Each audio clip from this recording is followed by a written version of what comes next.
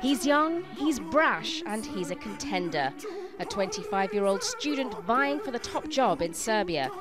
It may have started off as a joke, but polls suggest Luka Maksimovic, or Beli, as his alter ego is known, is now in second place, beating other veteran politicians. Not bad for a parody candidate based on a sleazy, corrupt populist.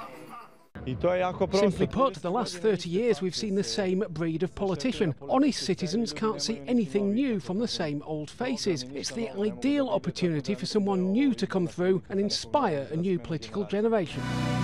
And this is where Maksimovic and his Hit It Hard party have overwhelming success on social media. They've won victories by pushing for transparency in local politics, a sign of change perhaps in a weary political landscape. But if there's one face that's been dominating the election, it's that of the Prime Minister, Aleksandar Vucic.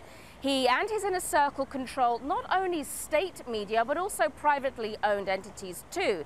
And that's basically guaranteed him prominence over the other two leading opposition candidates. Vucic has been on the political scene here in Serbia since the 1990s as a member of the far-right radical party campaigning for a greater Serbia and supporting the wars that killed at least 100,000 people, with some of Serbia's leading politicians accused of ethnic cleansing.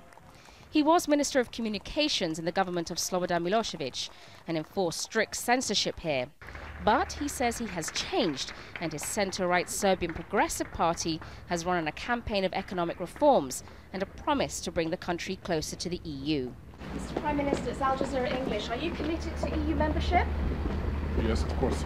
We'll do our best to stay firmly on our EU path, and at the same time to keep our very good traditional ties with Russian Federation and Mr. President Putin.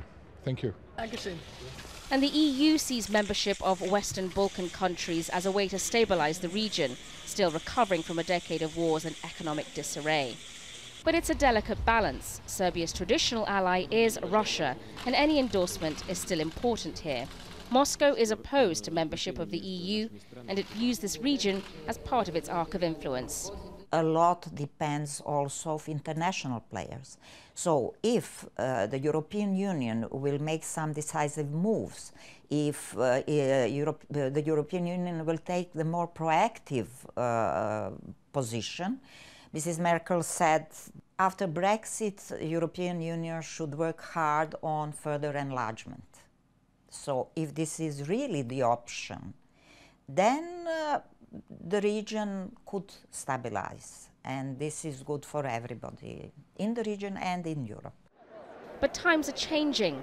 A younger generation forced to leave because of a lack of opportunity sees itself as being more European. And that may be what tips the balance here, if politicians deliver higher standards of living. Sonia, Gallego, Al Jazeera, Belgrade.